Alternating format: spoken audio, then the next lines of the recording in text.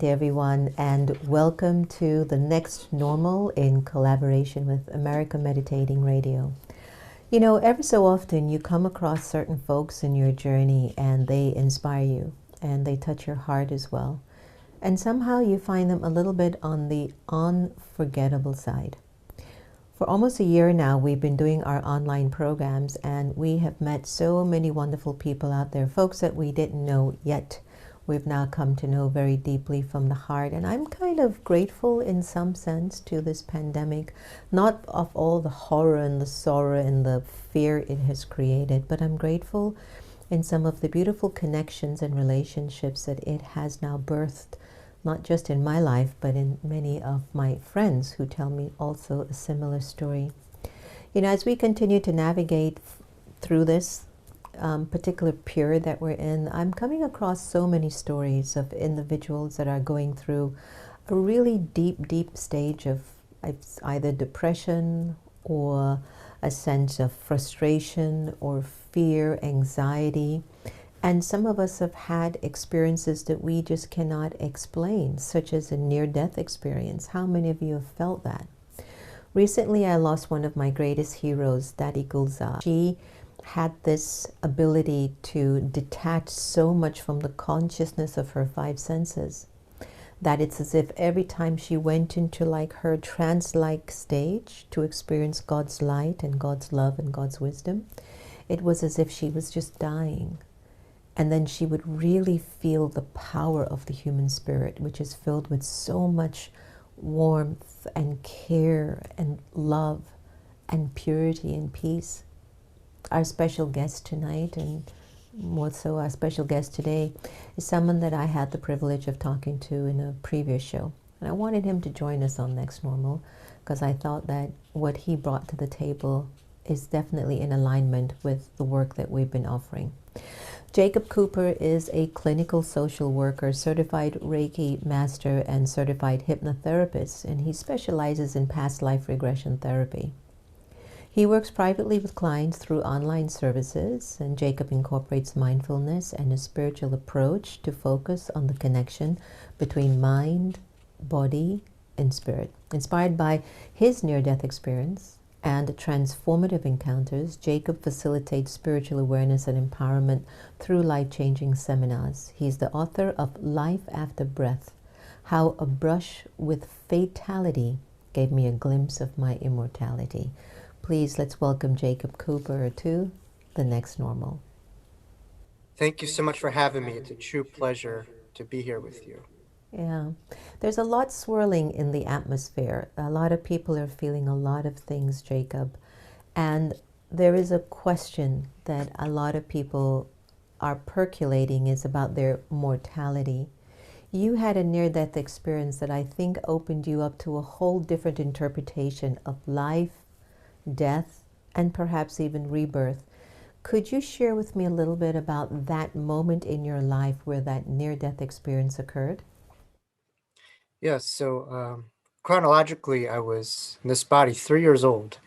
At the time, it was September of 1993.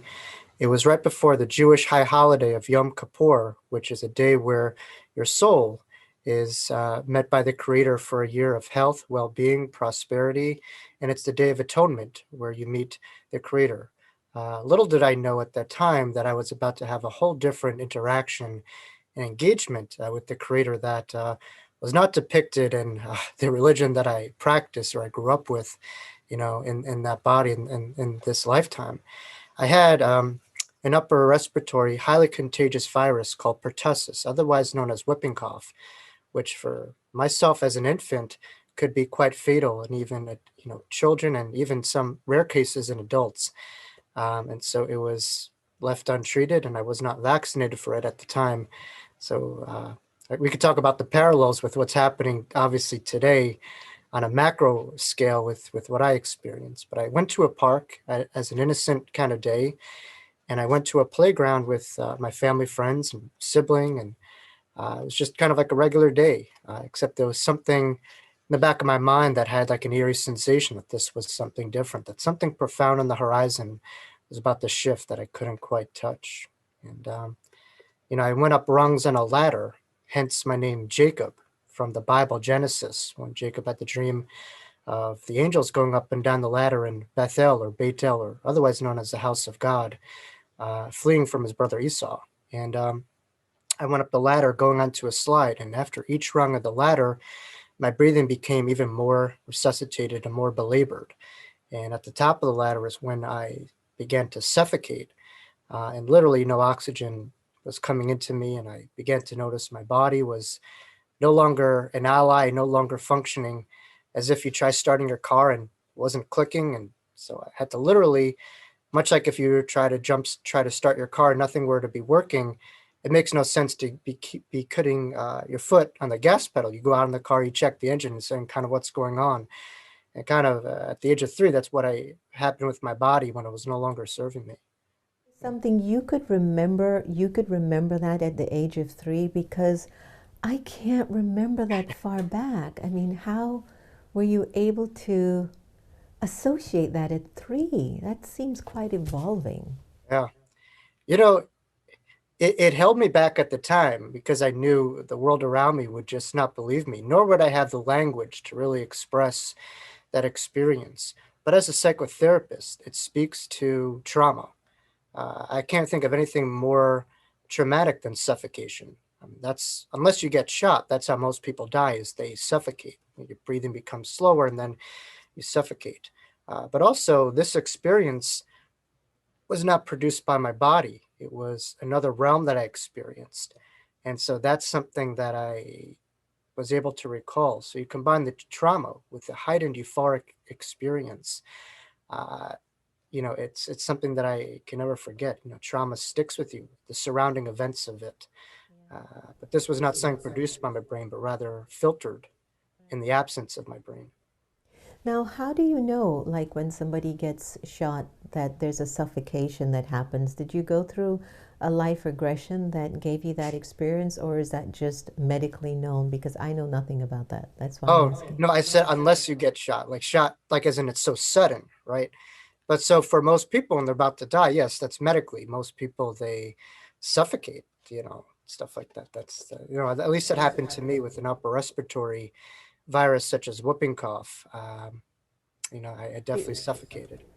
Yeah, I guess that last breath, no? I mean, I've been at so many bedsides of folks that are um, transitioning, and that last breath of that last thought is so provocative and so profound for that individual.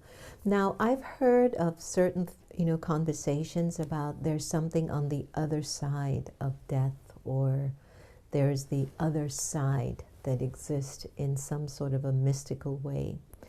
When you had that near-death experience, and I know at 3 you don't have the language, now you're able to discern and decode what it meant.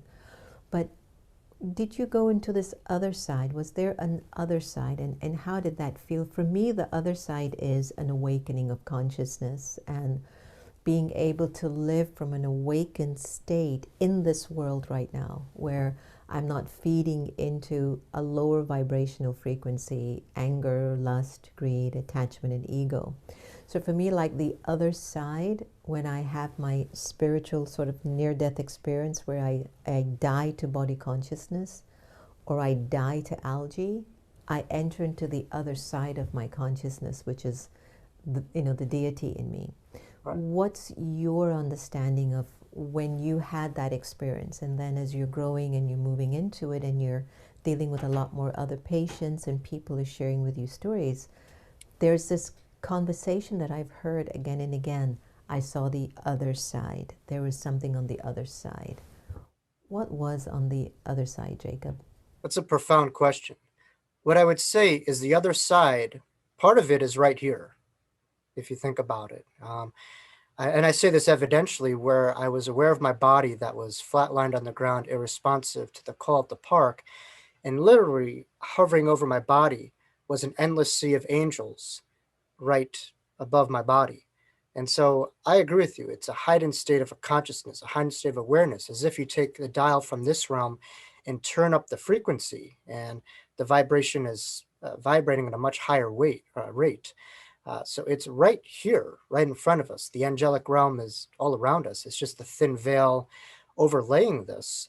But at the same time, even as having a near-death experience, I can't point to that and say, this is the totality in the monopolization of heaven or the other side.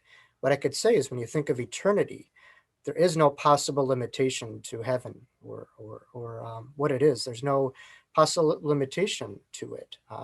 It's here, and then at the same time, it's a million infinite rays above this realm too.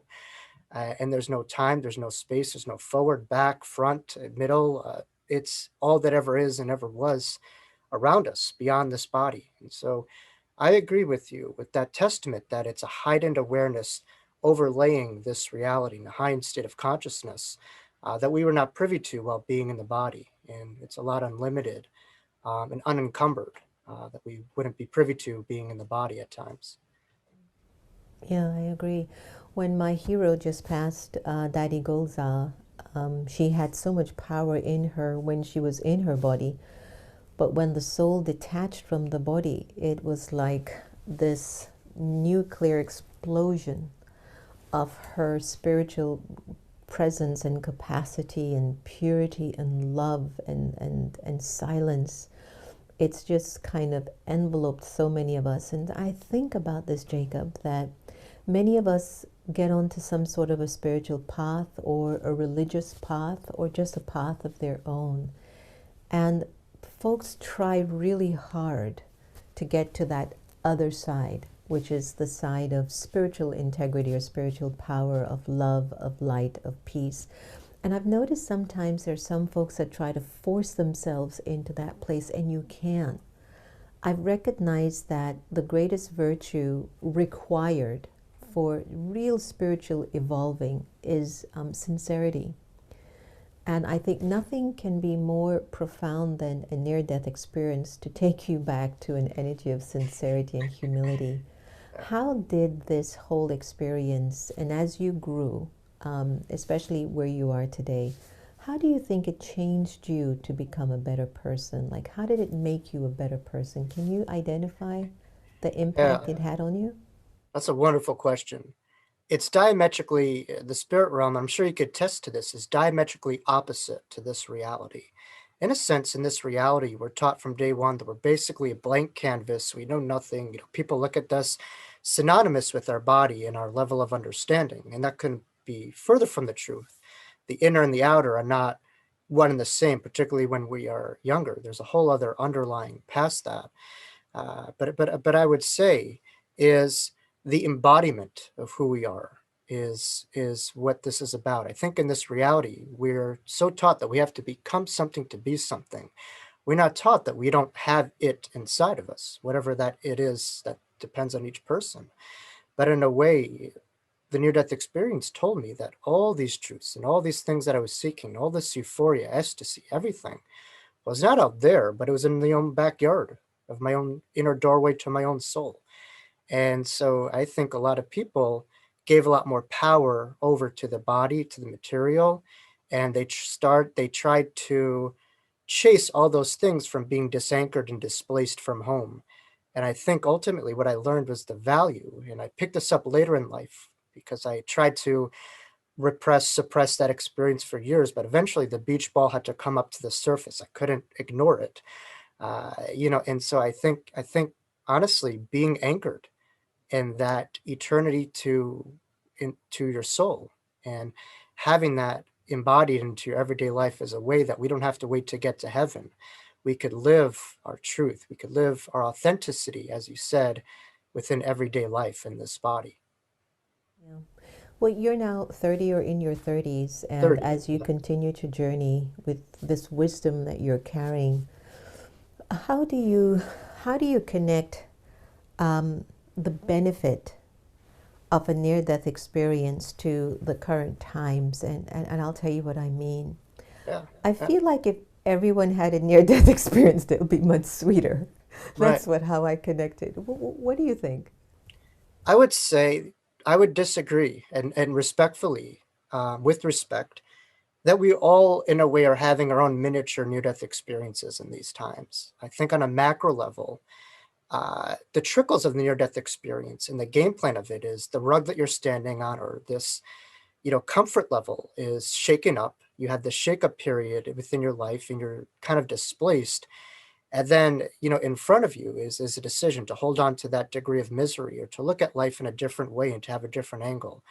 Ultimately, when my physical breath was no longer, you know, um, was no longer working, I had to decide whether I was going to hold on to that suffering or to enter another realm, another dimension, and allow myself to surrender to that unlimited reality. And so, from looking at the innermost depths of suffering in finite reality, such as the body dying, I was able to find behind that the infinite shadows. And I think right now, what's sped up, in today's world is the impermanence of the body. And for me, obviously, that's nothing new. I experienced that at any moment. This could be removed. This wasn't mine. It was just temporarily here. I was renting it. And so, in a way that allows us to give a greater vantage point into what's truly important, what truly lasts. How we see ourselves will inform the trajectory of our whole lives. The moment we see ourselves as a spiritual being, then we focus on more efforts that are longer lasting, that have ripple effects, that have cohesive efforts versus the body, which tends to segregate and just wants more and more and more and more.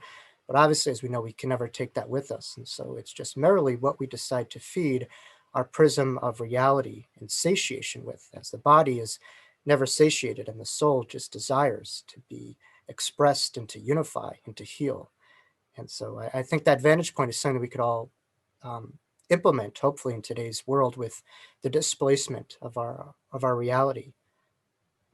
In the teachings of the Brahma Kumaris, which is my philosophy, we study a practice known as Raj Yoga. And the whole practice of Raj Yoga is to become aware that you really are a soul and you're using this body. This body is just a vehicle for you to play your part in, your part out. And as you're sharing that reference about the body really is just, it's perishable. And yet we invest so much of our thoughts, words, and actions in trying to keep it what it is for as long as we can. And at some point in time, we go to sleep at a spiritual level. We fall asleep spiritually. And we begin to push this container more as a consciousness, and we lose sight so much. And I think that's really one of the greatest pains that I think our humanity is enduring. And maybe this pandemic is to awaken us to that part of us, the soul, the immortal energy that we really are. When you look at your journey and the experience that you are carrying, how and in what way did God play a role in your maybe near-death experience or the journey that happened after that? What's been your relationship or your connection to Source? It's a profound question. I think what I would say is we don't even recognize this, but I at times caught myself. Much like Neil Donald Walsh in Conversations with God, we are all having an uncommon dialogue with God. We don't even recognize it. And to me, what God is the innermost part of ourselves, the inner depths of our awareness that we connect to. And I do believe we are forever intertwined in that.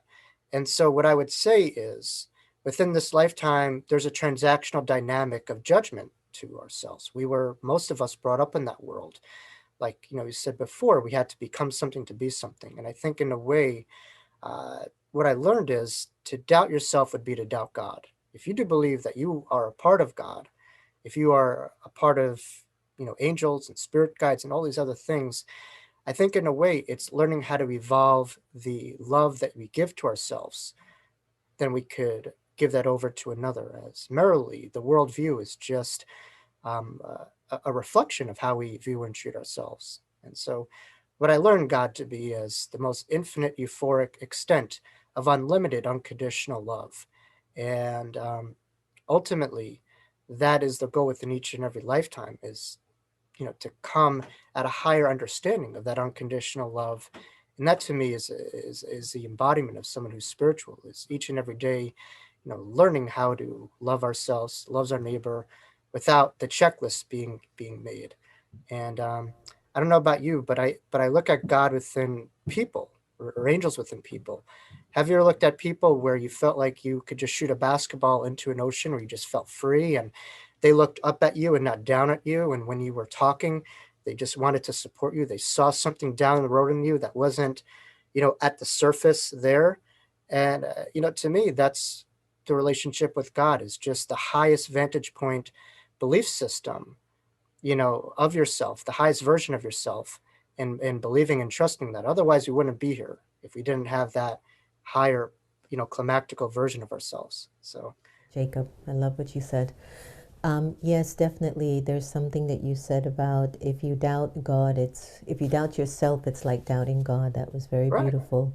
And I remembered Michael Beckwith from Agape. I was at his spiritual center many years ago, and Michael said, if you have self doubt, it's hell. You're in hell.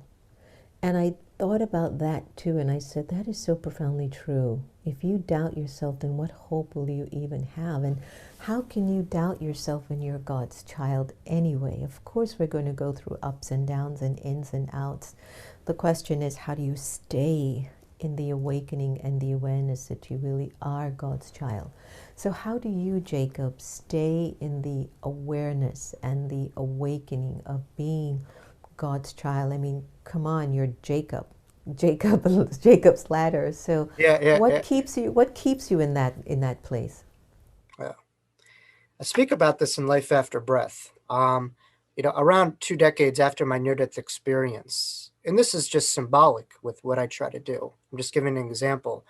I was misbehaving at the time. I was in my later teens, early 20s, and I was displaced from my home. I was asked to leave and stay with my grandparents. And at the time, the displacement from home, all these things just triggered me, obviously, in such a deep level, from having this near-death experience and choosing this life, and then feeling like a failure. And I'm just like, geez, why did I stay here?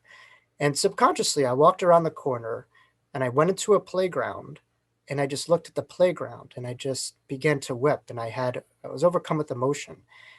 And I just remembered from my near death experience and from that subsequent experience, it was a great reminder that we all are a part of God's playground. We can never be displaced. We are infinite consciousness that can never die, here playing on this eternal journey that we call life.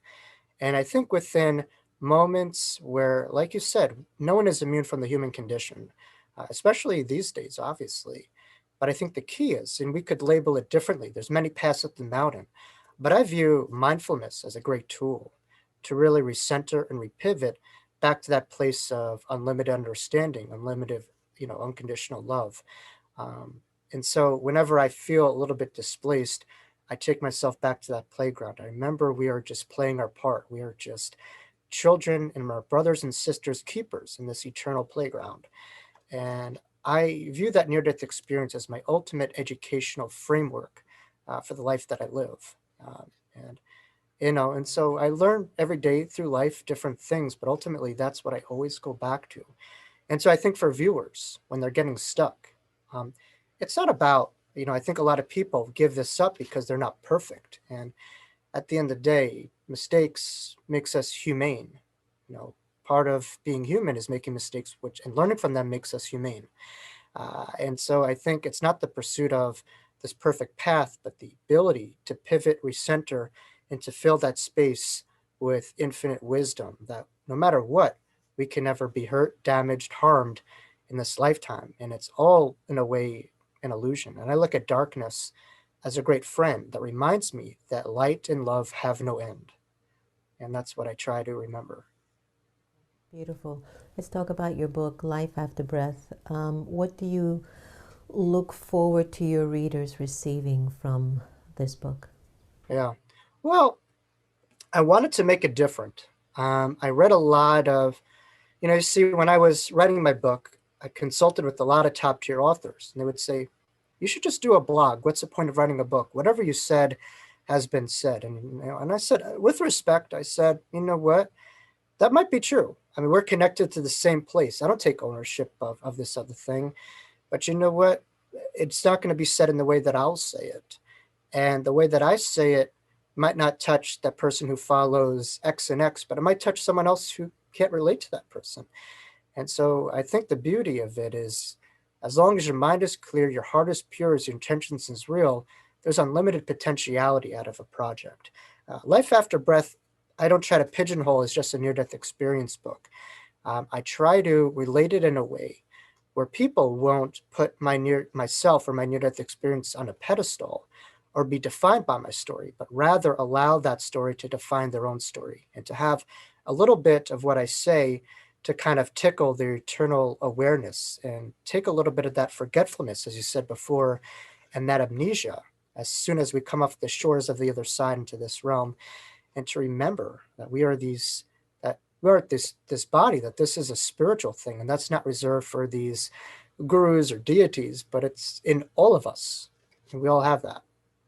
So I think really it's to empower people to take ownership of their own spirituality, as well as a superpower of resilience with many different stories that I've integrated that will hopefully allow people to be more resilient in the face of adversity.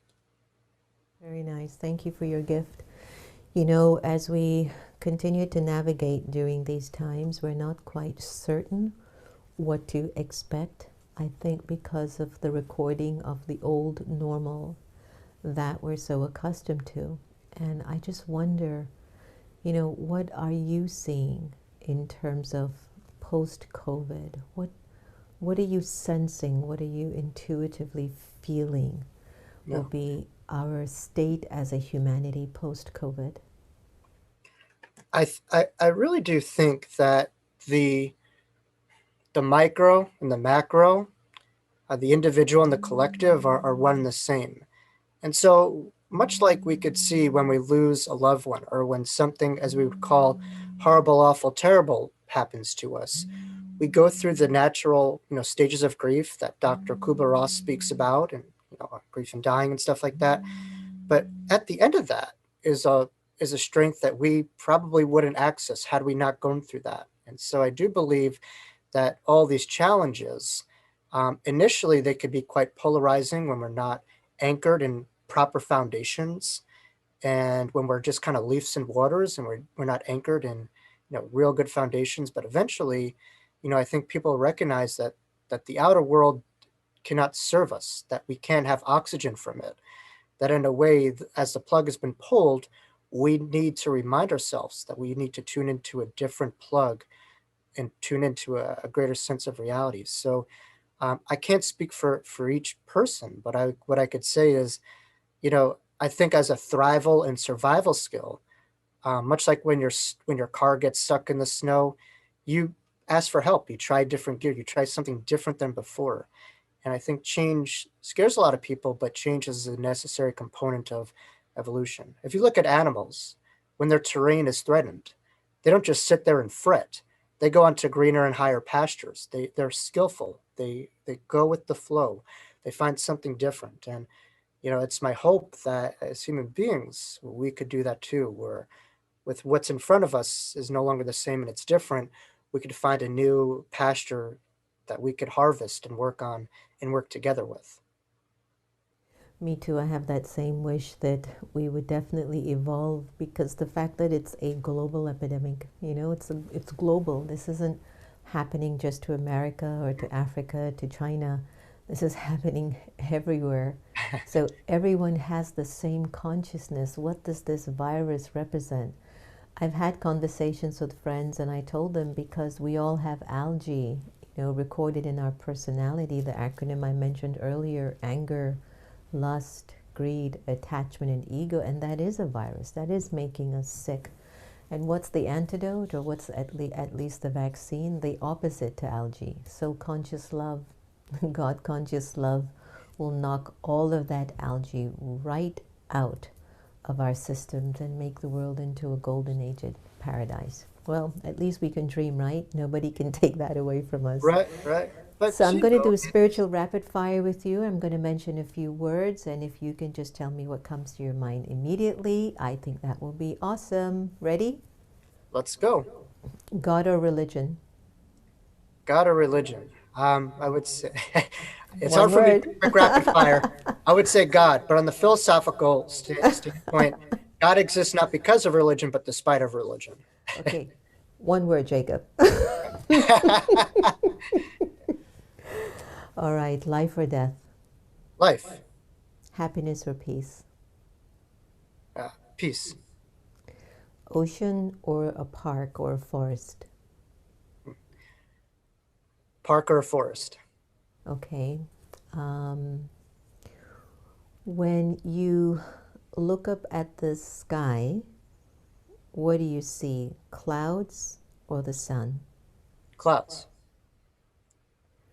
When you look inside of yourself, do you see light or a human? Light. Good answer. And when you look at Jacob, what do you see? Peace. There you go. You got it. See, you didn't even have to be philosophical. For once. That if every interview could be like that, right? It could do 1,000 of those a day. But you know, part of this, and I'm glad you asked those questions, because you make a great point where, yes, it's good to talk about this stuff, but at the same time, we could get so heady. I was talking to a wonderful friend of mine who's a medium, and I asked her kind of how does she do what she does to that degree. And like you said before, it's so different than what we're trained to in the world, where we try to muscle and sweat. It's not the process of accumulation, but rather the process of reduction. And it's almost as if you have a soft, gentle tap on your shoulder, and it's very gentle and it's very subtle and it's very easy. It's very simple. And from experience, my near-death experience, and at the age of 3, I didn't have to go to a fancy retreat center or anything like that. Well, all those things are great and well. I just recognized that from the process of reduction, I was able to have, infinite access to wisdom and grace and ecstasy. And I think that's possible with all of us. And I think meditation, as you speak about, is a great rapport with eternity. But it's a very easy, light, friendly, soft energy. It's not forceful. It's not, something that we have to try to get to. It's all in here. So, I'll agree with you. I think what we're also beginning to witness is that the real strong people have an extremely gentle presence about them.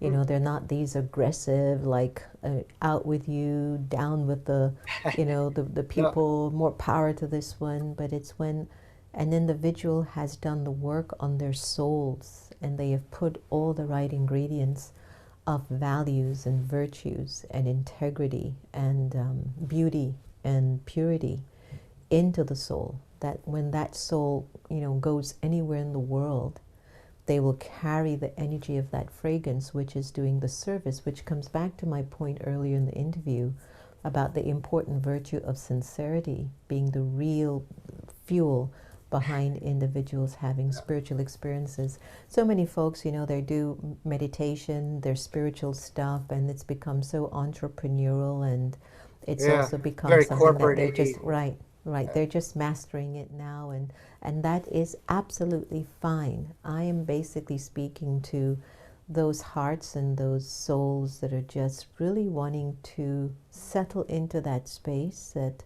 is really, really genuine, and it's thoughtful. This morning after breakfast, I was talking to a few folks, and we were talking about the gurus and the sages in India.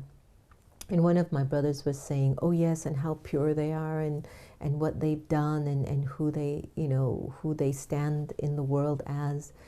And I said, but you know what, I have to tell you, some of the best gurus have absolutely none of this big time following and subscription. They're Yeah, like tucked away true. somewhere where you can It's true. have, and I say this with real understanding, that you can just sit in a room with some tea or water or coconut water, and you can just talk about life so beautifully, and you're like, wow, it was Right. priceless. It becomes priceless for Right. you to experience that. So I hope that Jacob Cooper becomes one of those jewels in the world Wow. that when I hope anybody so. sits with you, it's just one of those heartfelt, meaningful moments in their lives. Yeah. My pleasure. I hope to live that truth one day. That would be a great honor. Yeah. Well, thank you for joining us on The Next Normal in collaboration with America Meditating Radio. Are there any closing remarks you'd like to share with our incredible listeners or audience? Do we have time? Yes, in conjunction with that, what I would say is the ultimate message that I learned from my near-death experiences: what is inside of us is infinitely greater than what's in front of us. And with your conversation, I had a grandfather who passed away, who's basically, now he's one of my angels. But at the time, he didn't go to college, and he was a very successful businessman. And I asked him, "How are you so successful?" He goes, "It's not what I sell. It's not all the fancy things. People come to me for who I am." And at the time, I just kind of blew that off. But I think that's true with all of us, where I think so many times we're trying to become something else. And I think ultimately we are here to be ourselves. And ultimately, our octave, our sound is unique and different than anyone else's. I think we're a part of this collective tapestry. And so our job is not to sing someone else's song or to copy their song, but to sing our own song. And if we can do that, we can never die. As Wayne Dyer would say, you never die, you never want to die with the music still in you. So I think we're here to sing our own songs, our own unique pitches and ripple effects on humanity that only we could do in our own unique ways. And I think we have to start validating how unique and special that is. But it should come easy, natural, and not something we have to try to aspire to. That's beautifully said. Jacob Cooper, thank you for joining us. My pleasure. Thank you. To be Keep at it. continued for sure. Everyone, I hope you enjoyed our time together. A heartfelt exchange between myself and author Jacob Cooper. Do look out for his book, Life After Breath, How a Brush with Fatality Gave Me a Glimpse of Immortality. You can go to his website at jacoblcooper.com. I hope That's I got correct. that right, Jacob. Thank you. Okay, so jacoblcooper.com.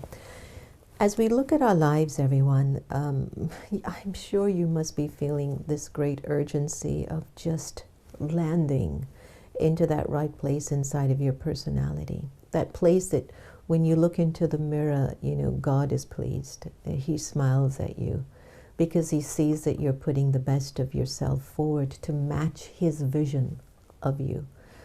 And from my experience, the vision of God on me is to be loved, to be pure, to be happy, to be wise, to be gentle. And I believe that if you and I can keep looking in the mirror until we can see those qualities manifest, then we can say, I really am God's child. I've made it. I'm representing the divine at the best level possible. The world needs a lot more peace and purity, and so let us be those instruments that will bring that energy to the planet Earth. If there's nobody on the planet that believes in being the embodiment, as Jacob had said, the embodiment of love, the embodiment of peace, the embodiment of purity, then what hope does our future generation have? They won't have any hope. They're just going to be right into all of that algae thinking. So let it be you, the one that awakens the world through your own personal awakening. Remember, no one can take away your happiness unless you give them permission, and let us practice loving each other the same. Thank you for joining us on Next Normal in collaboration with America Meditating Radio. Stay safe, stay well, definitely stay happy. Take care. See you all again tomorrow.